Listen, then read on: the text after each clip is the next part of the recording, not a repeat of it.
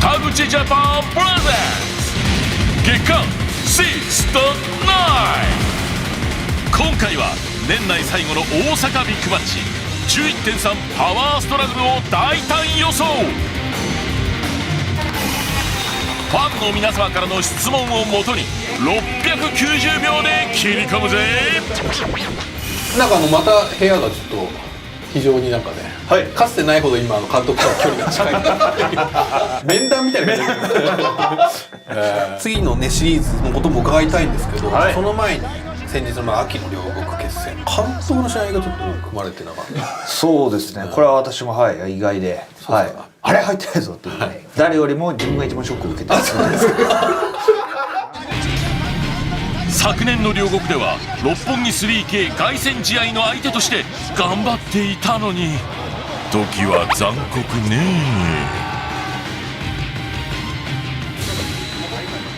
気を取り直し本題に。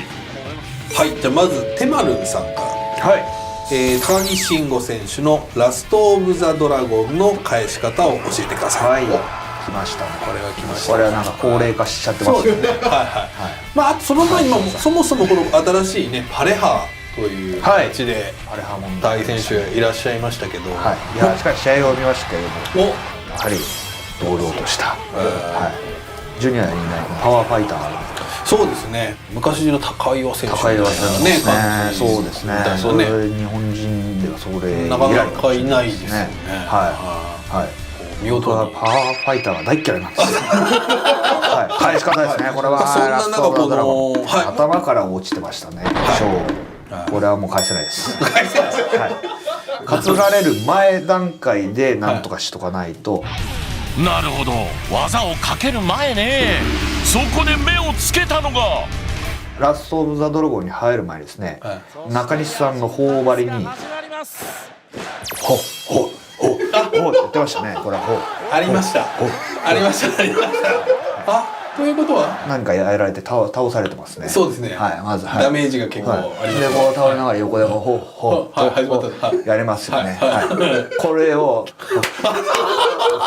これちょっとこうより向こうもいつもよりよみたいなパートナーがいますからやっとくから俺やっとくから俺がこれしたらもしかしたらお前がこれはそうです、お前がこれやっといてくれ。高木選手をねぜひおだててください。はい、おだててください。よろしくお願いします。だってあれをやらない場合がやばいですよね。そう俺今日やんねえなみたいな。続いては監督が気になってしょうがないという一戦。インターコンチネンタル選手権のクリス・ジェリコ対イービル一戦です。いいです。はい。僕はちょっと気になってたのイーベル選手気になったんですよ。というのちょっとやっぱ調子に乗ってんじゃないかなっていう。はい、俺の自分の力で来たというね。ですからやっぱこのね入場で椅子に座って引っ張られて、だいぶこのねこうイービル軍団みたいな感じでこう今来るのが定番になってますけど。そうです。はい。だからやっぱまああそこに隠れてたってことですよね。そうですね。そうなんですよ。はい。投げすましたから両国騒然。あれだからコミュニケーション不足ですよね。あ、なるほど。あれもちゃんとコミュニケーション取ってれば分かるわけじゃないですか。ですよね。多分最初に顔合わせみたいな。ですよね。今日弾いてもらいます。イービルです。よろしくお願いします。お願いします。ありがとうございます。それだけは覚えない。センキューって言われたらお願いします。そういうのもなく、はい、イービルです。はい、引っ張ってください。お願いします。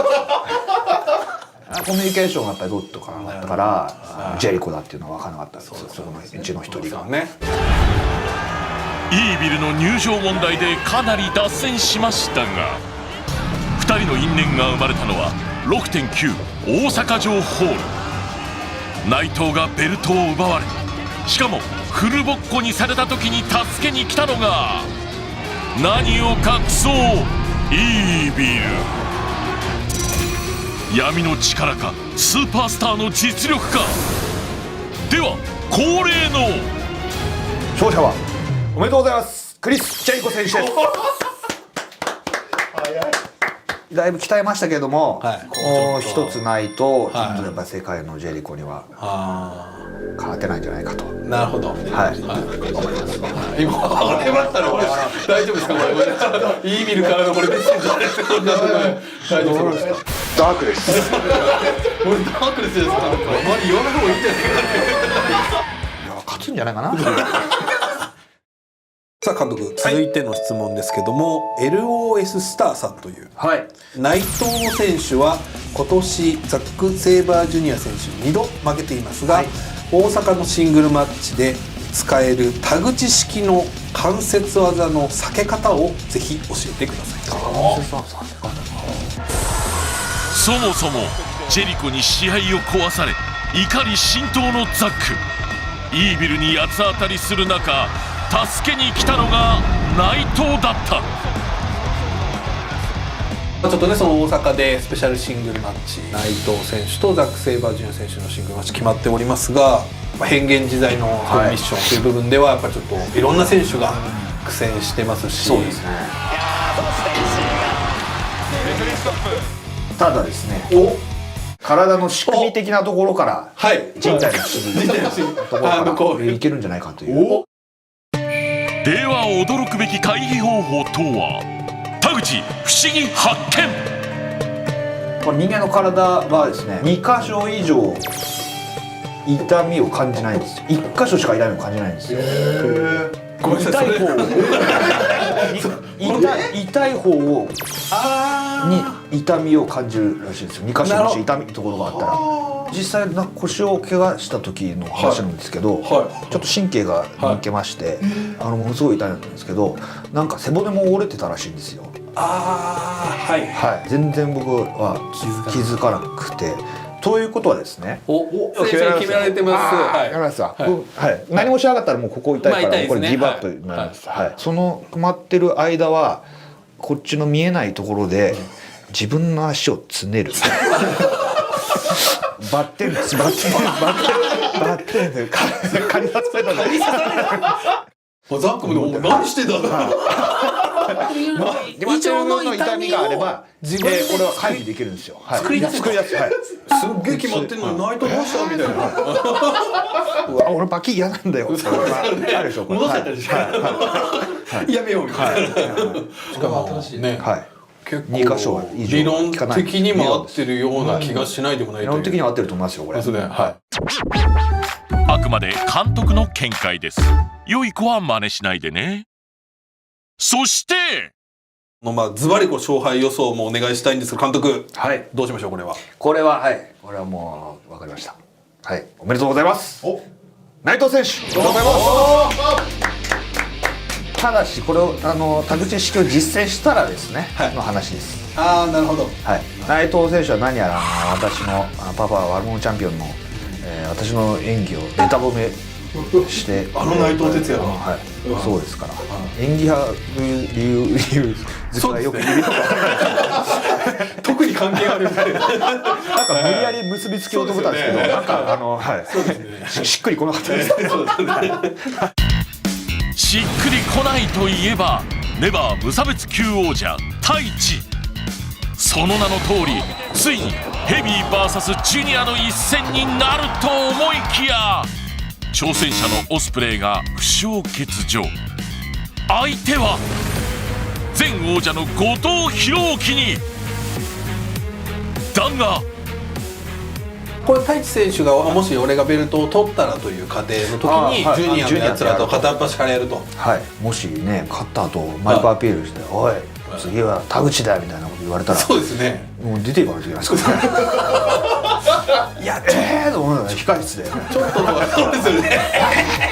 マジかやばいですね。これは早めに会場を後にしましょうか。続いては開催中のスーパージュニアタッグリーグ2018の優勝予想。まず注目していただきたいのがこのデータ。実はですね監督、今ちょうど日本プロレスのLINE アカウントで1位予想予想が出るんですね。ダントツで武士高西。みんなね。2番手が長安土曜。ガチガチですね。これちなみに田口監督とですね、ありますか SH さんはね、はい票入ってますかはい、6位。4%しかし 4% もあるんですね。4%はまだ田口 ACH 優勝すると。そんな監督の予想もご覧の通り硬い展開では、優勝するのはこれはもうはい、文句なしですね。おめでとうございます。よし、高木君。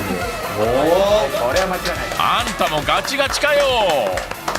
これはやっぱり勢いがね違いますね。ね、まあ、例年でいうとこの勢いを買って、まあ、東京ドームに乗り込むという。金丸、デスペラード組、まあチャンピオンですけどもね。まあでもこれは大きなビッグウェーブですから。そうです。さあどうなる秋の権力闘争。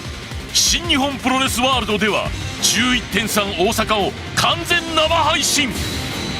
次回は 1.4 東京ドーム大予想スペシャルです。次回もお楽しみに。